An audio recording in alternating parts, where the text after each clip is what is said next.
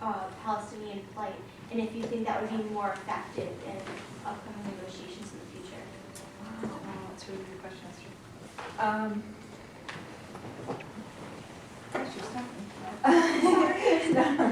It's a good question. It's a hard one to answer. And the reason that it's hard to answer is because the policies of separation. Excuse me, would you repeat the question? The good question, I just really. Oh, okay.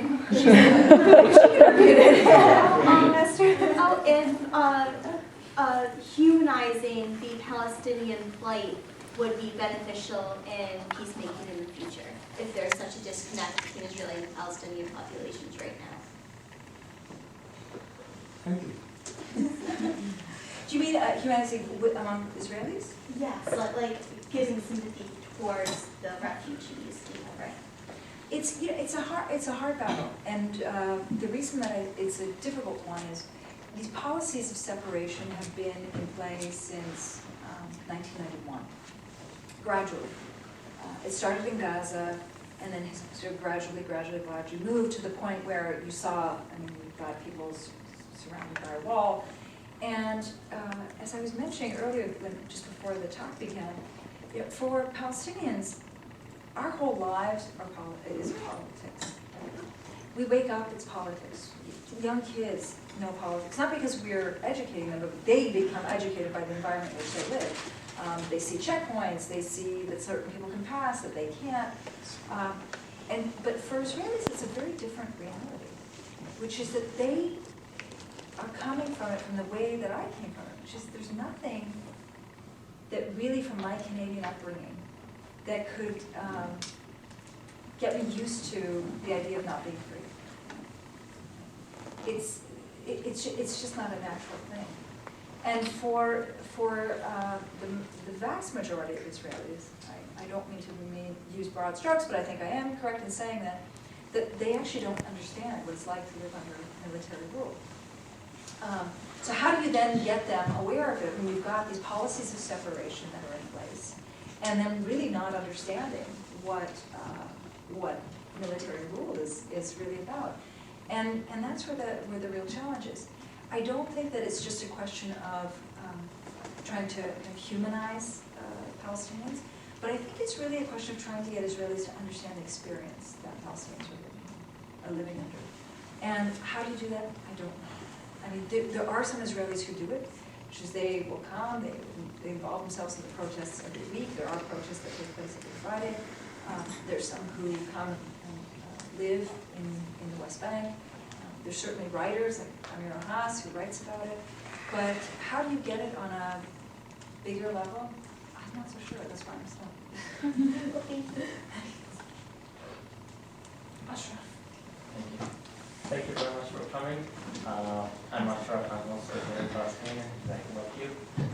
And my question is, a couple of days ago, actually, I read a very interesting article for Palestinian writer, and his main point was that if this current peace process fails, there's huge possibility of having a third Palestinian uprising or the right after. So what do you think about it?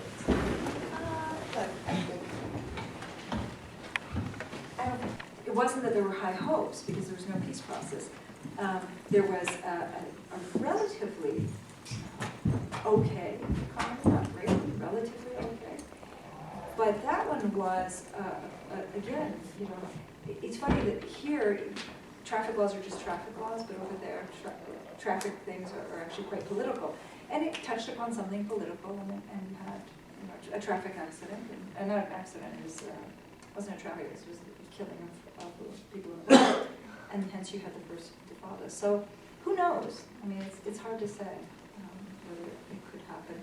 But I think that the reason that these writers write these things is so that it gets people saying, well, we have to come to a peaceful agreement quickly, because if we don't, this is one of the scenarios. Now, I reject that. And the reason I reject that is because I'm not a demographic threat. I'm not a security threat. I'm an equal, or at least I want to be an equal. And so when you continually view, get people thinking of Palestinians as a demographic threat or a security threat, then the only rationale for giving Palestinians their freedom becomes because they might be a security threat if we don't. Oh, they might be a demographic threat if we don't. That's not something that is rational to me. And so that's why I reject this idea. We're gonna have one last question, two last questions, one here and one here, okay? Hi, I'm Benny Sternberg. I'm a freshman here. And it was a very, very good talk. Throughout the talk, you did not mention the many terrorist attacks that have been done by the Palestinians in Gaza and the West Bank, and many times supported by those governments. Now, of course, the wall is a sad thing, but how can you purely say that the wall was an evil entity to divide the Palestinians when suicide bombers were blowing up buses and shooting up high schools? How can you purely justify that?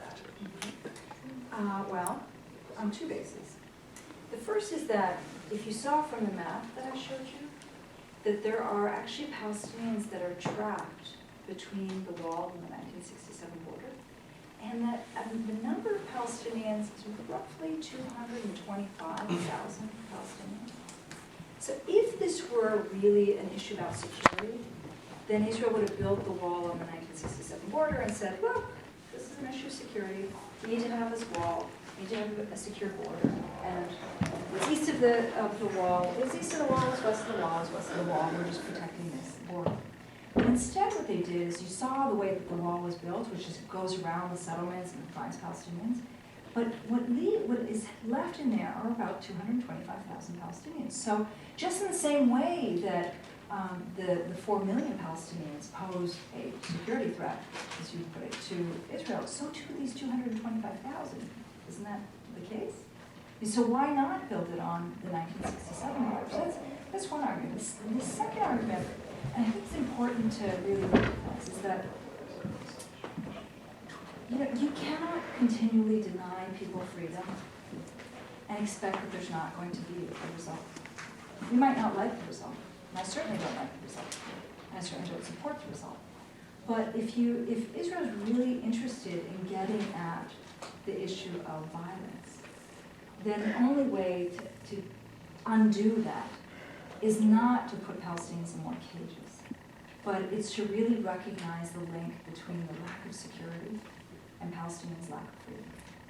And if you recognize that link, then you'll put into place measures to end that lack of freedom and then touch upon the lack of security. But to just try to focus, I mean, this is not a security conflict with political ramifications. Right? It's a political conflict with security ramifications. And the only way that the security issue is going to come to a close is if we actually deal with the Holocaust. May I ask one more follow-up question, very quick? Yes. Thank you. In Gaza, with the disengagement, Israel clearly showed we're doing something to help out the Palestinian cause. Yet they took out half of the occupation, and they just kept the wall. Why did Hamas start shooting missiles at Israel when they could have started negotiations, done something? You're actually loaded, Steve. So I'll try to touch on this. In 2005, as I mentioned in the talk, they stopped the colonization. Yes, that absolutely came to a close. The settlements were gone. Thanks. But what didn't end was the control over Gaza. The control over Gaza has existed in large measure since 1991, and post-2005 actually intensified. It didn't get better at all. It wasn't as though Palestinians had freedom of movement. It wasn't as though we had access to a seaport or an airport or any of that stuff. The actual control over Palestinian lives not only continued, but it became more intensified. So even though Israel pulled out the settlers, the control still remained.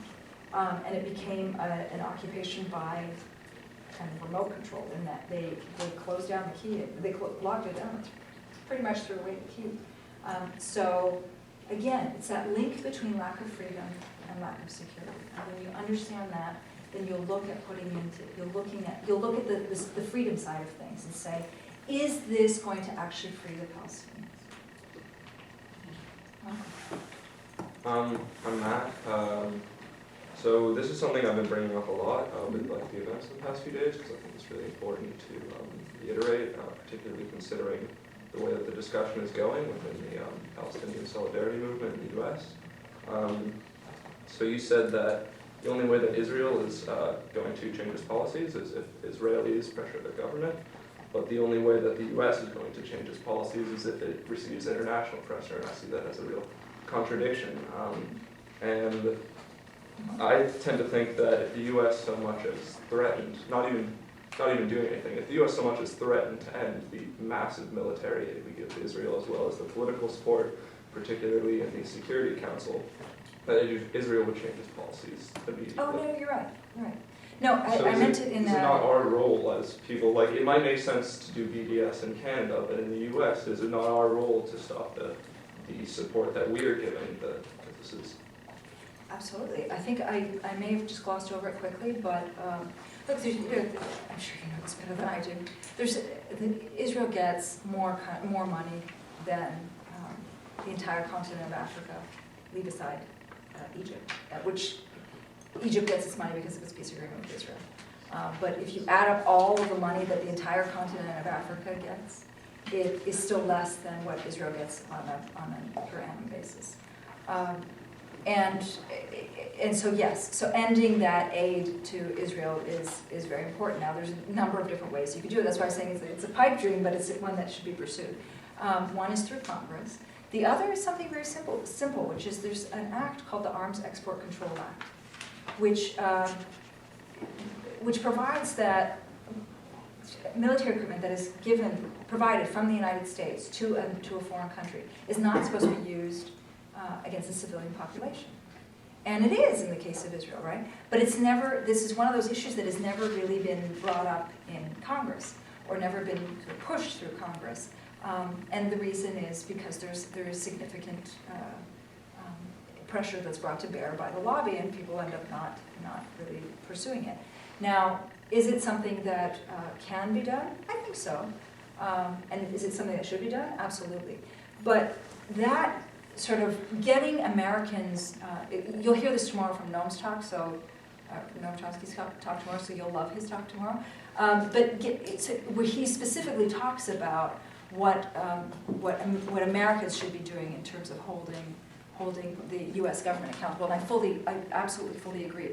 That said, I also think that one of the other tools that we have is both pressuring the international community and making the United States a little bit of an outcast, which is what was done in the case of South Africa. In the case of South Africa, Israel, one of the biggest supporters of South Africa, other than Israel, was the United States. And it was only when the international community